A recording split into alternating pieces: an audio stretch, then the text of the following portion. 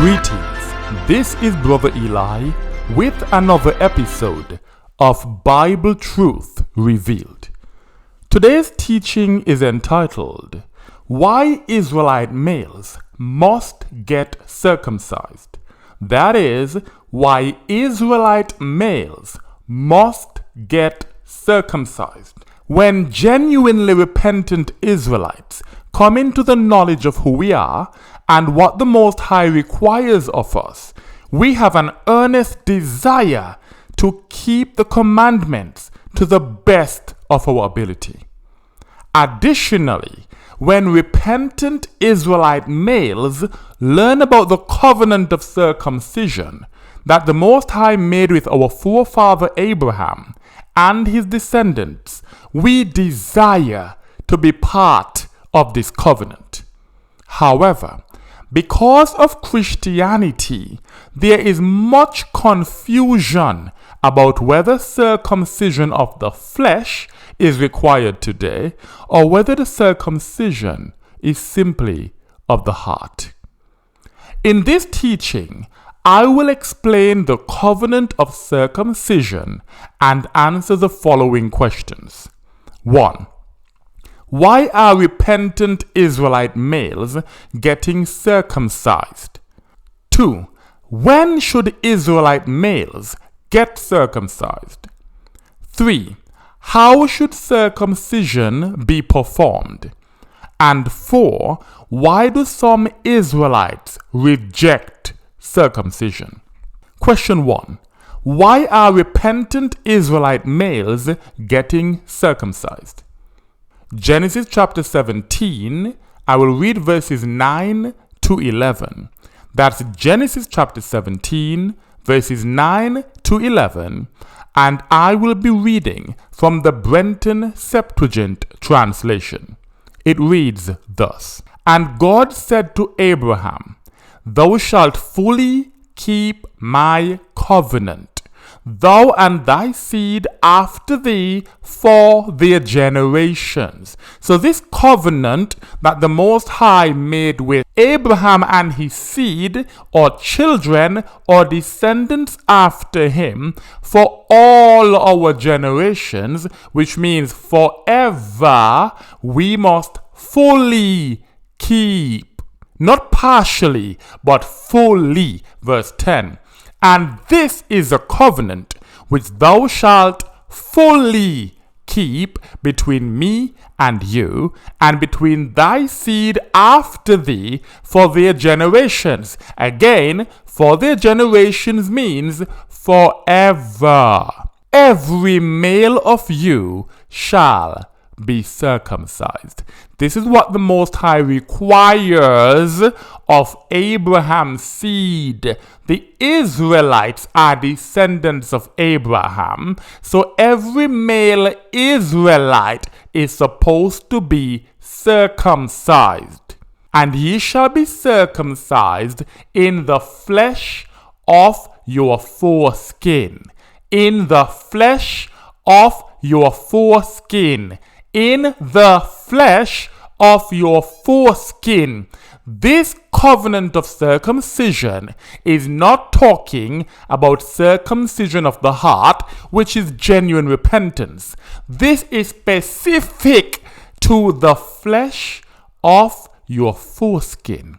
And it shall be for a sign of a covenant between me and you. So this circumcision of the flesh is a sign of the covenant that the Most High made with our forefather Abraham and all of his descendants for our generations or forever.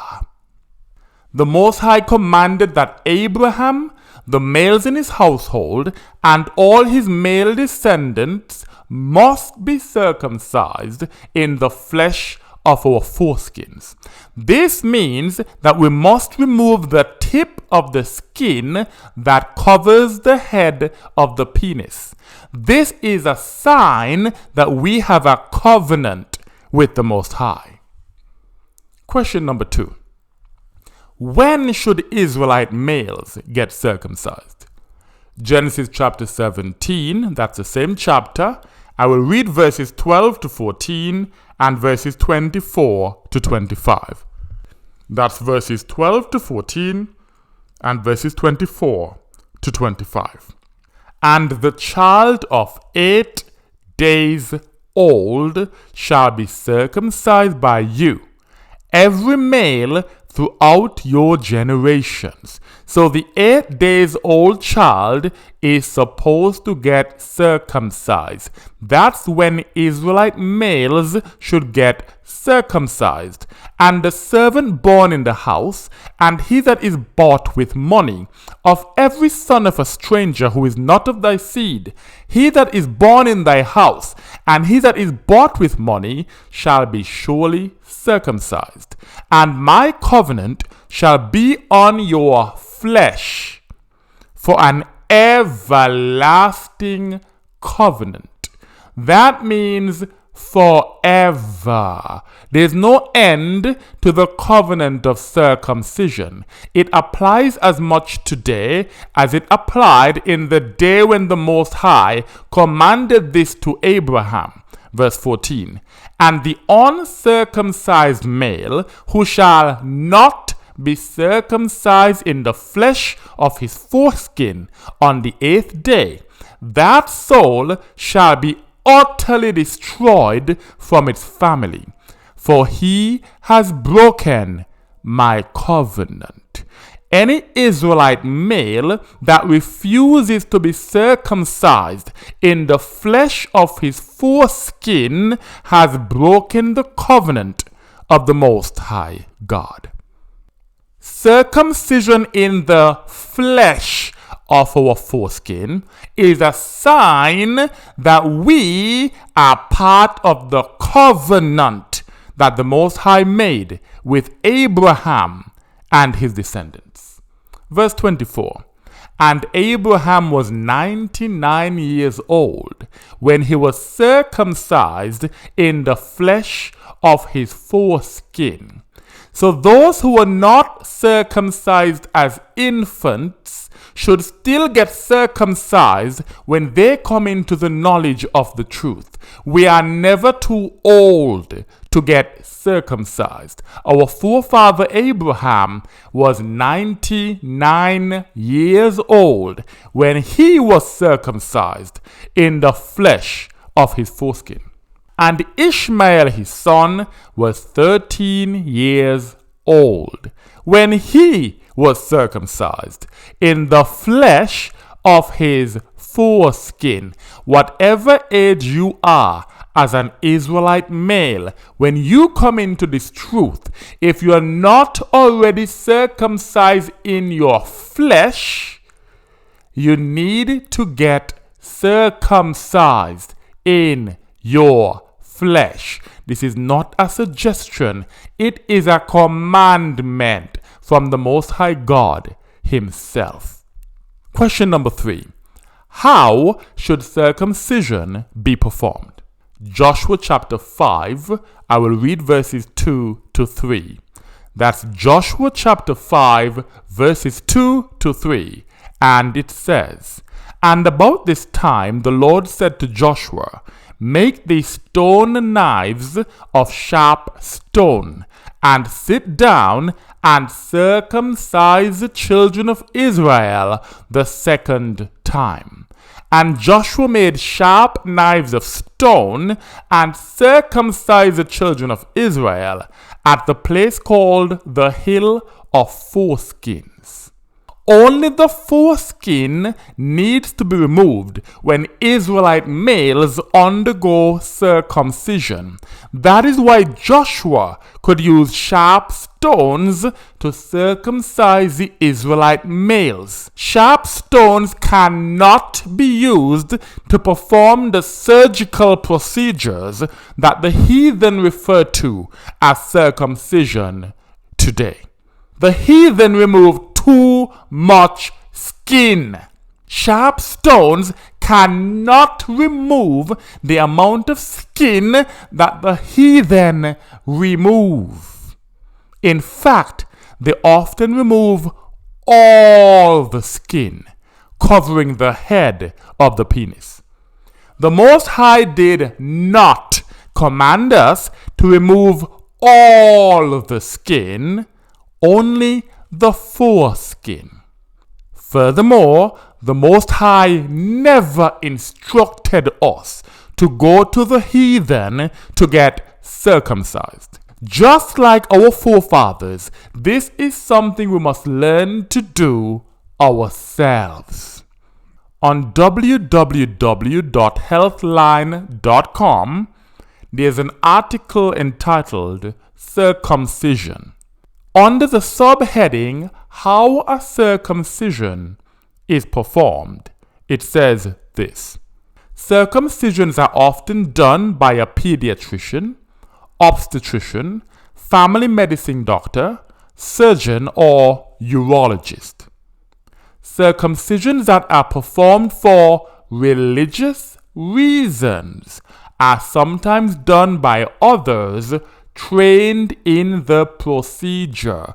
So when a circumcision is done for religious reasons, it does not have to be done by a pediatrician, obstetrician, family medicine doctor, surgeon, or urologist. It can be done by someone else who is trained in the procedure. This means that Israelites can learn how to perform circumcision in a way that is approved by our country or state. We do not have to be pediatricians, obstetricians, family medicine doctors, surgeon, or urologist. We can simply take a course that teaches us to do circumcision in a way that is approved by the country or state.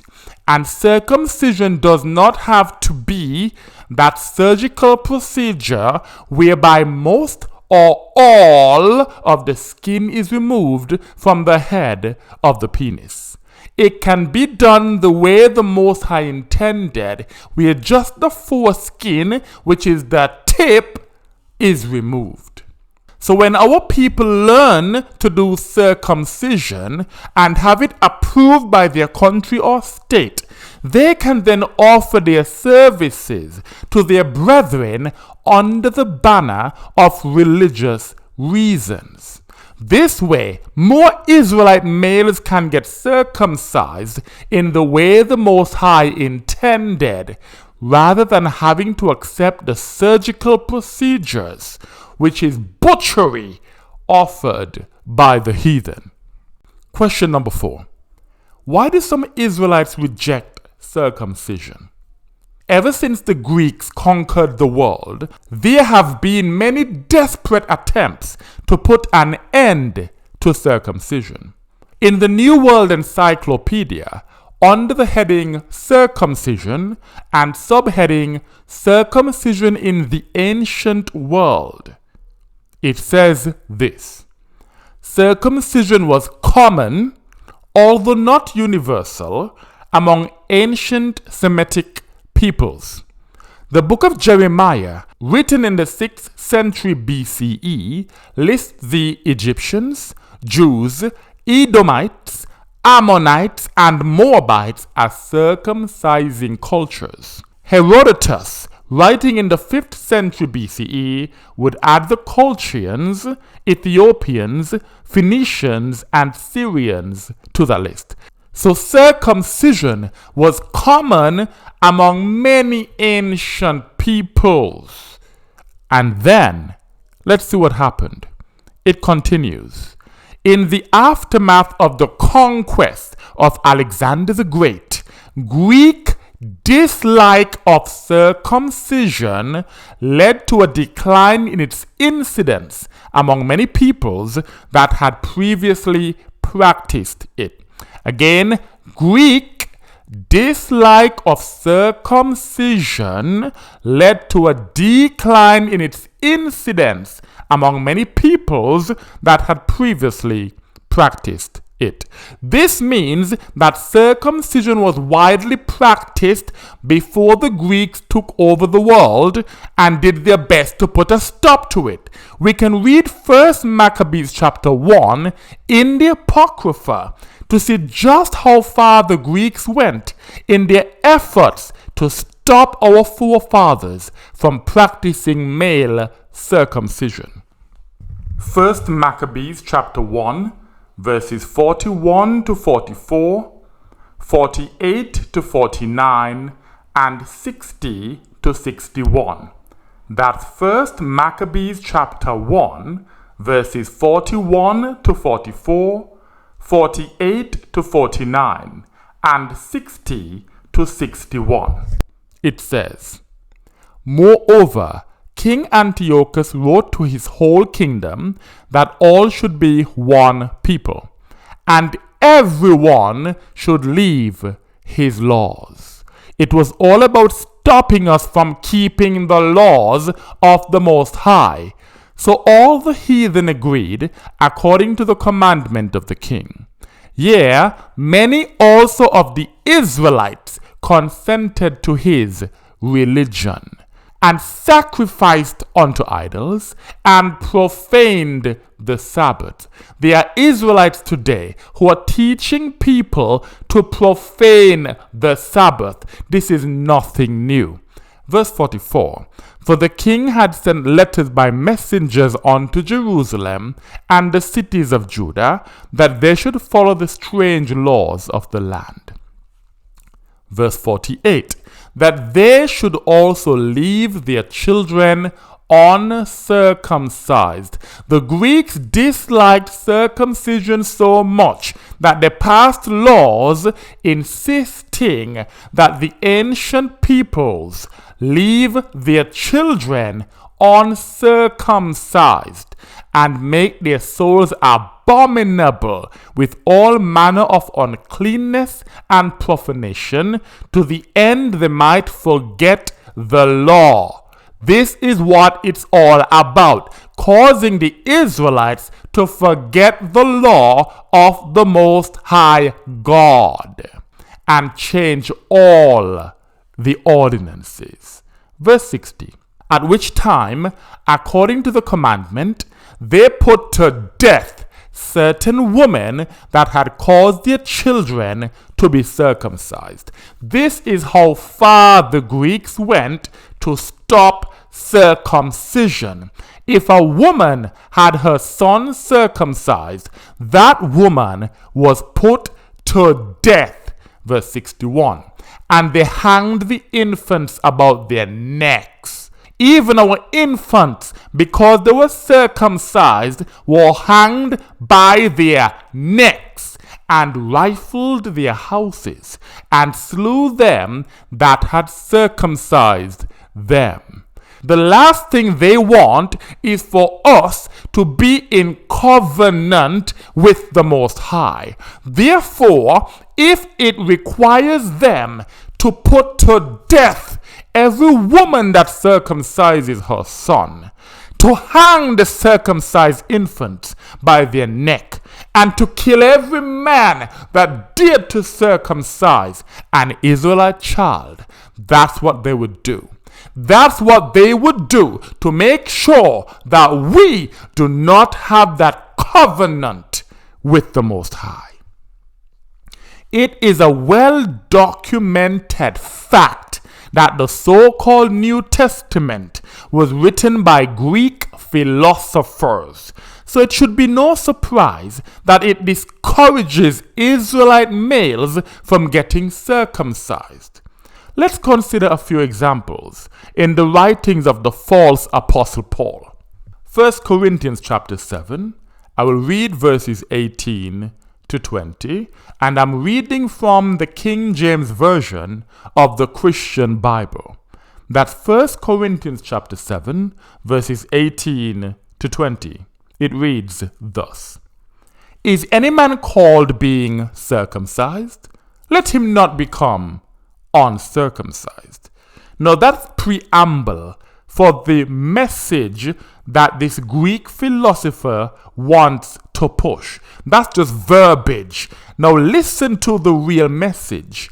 Is any called in uncircumcision? Let him not be circumcised. There are Israelites today who are waking up to the truth of who we are. These males are seeking to be circumcised, and they are being told by Christians. They are being told by those who adhere to Greek philosophy these words, and I quote, "Is any called in uncircumcision? Let him not be circumcised." They say circumcision of the heart is sufficient. You have repented, brother. That's fine. There's no need to get circumcised in your flesh. That's the Greek dislike of circumcision. Verse 19. Circumcision is nothing. The Most High said circumcision is required. It's a must. Any male that refuses to get circumcised in the flesh will be cut off from his people. Yet we come to this God-forsaken piece of garbage called the New Testament, and we're reading circumcision is nothing. And just to try to balance that out, we have some more verbiage. And uncircumcision is nothing. If it's nothing, why this push to prevent Israelites from being circumcised? It continues, but the keeping of the commandments of God. Again, that's more verbiage to cause confusion. The Most High commanded Abraham, his entire household, and all his descendants to be circumcised. Being circumcised in the flesh is a commandment of God.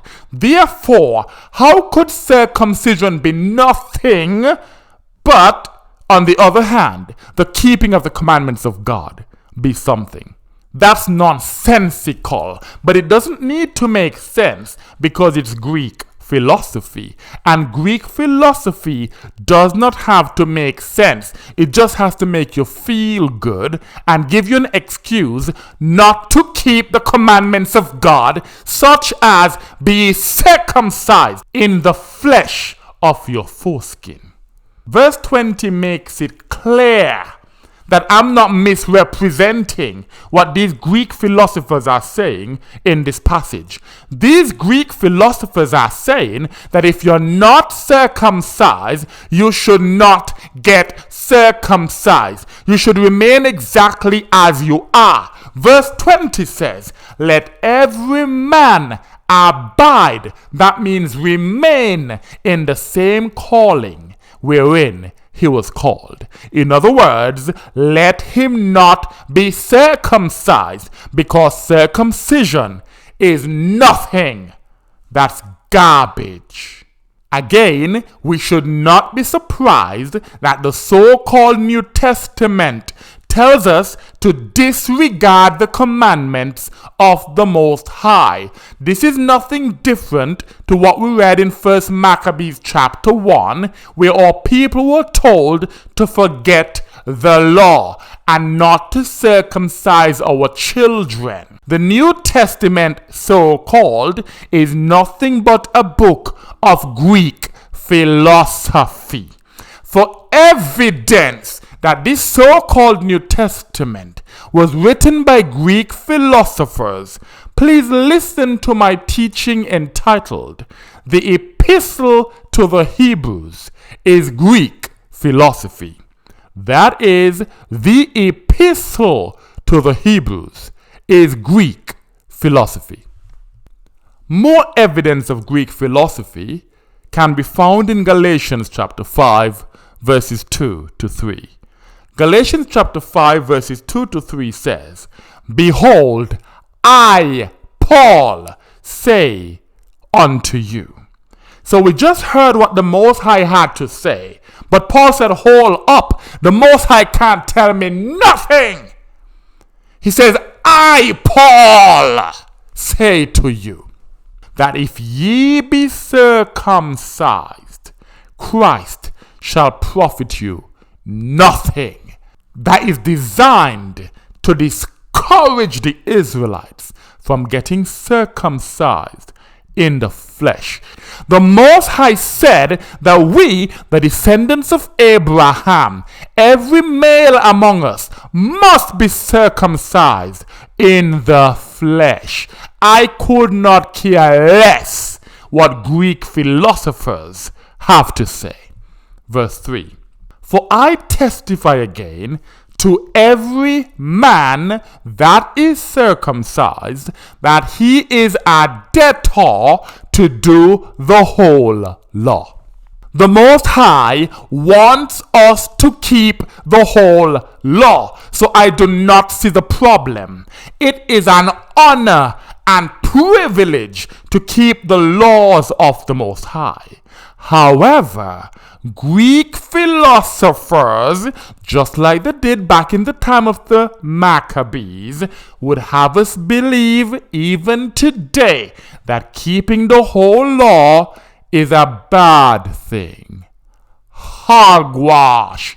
To hell with Paul, to hell with Jesus, to hell with Christianity, to hell with Greek philosophy.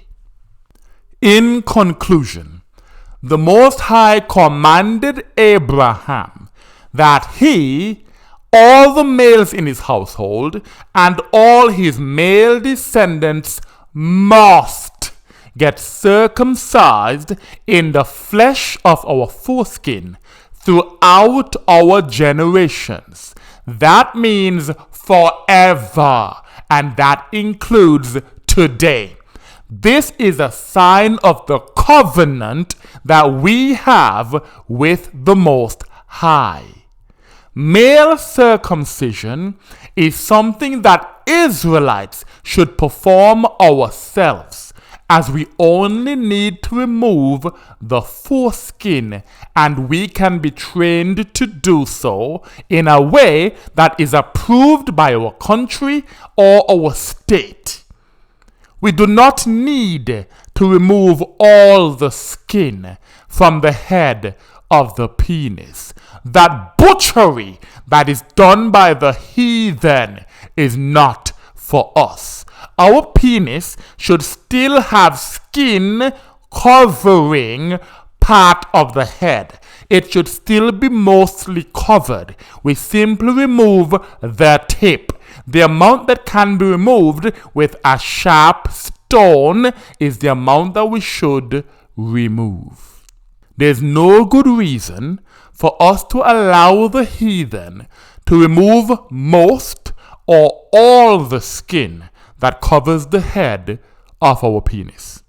I pray that righteous Israelite males will obey the Most High and get circumcised in the flesh of our foreskin, regardless of the Greek hatred of circumcision that is obvious from the nonsense written in their book of Greek philosophy, also known as the New Testament. And with that I say, Shalom.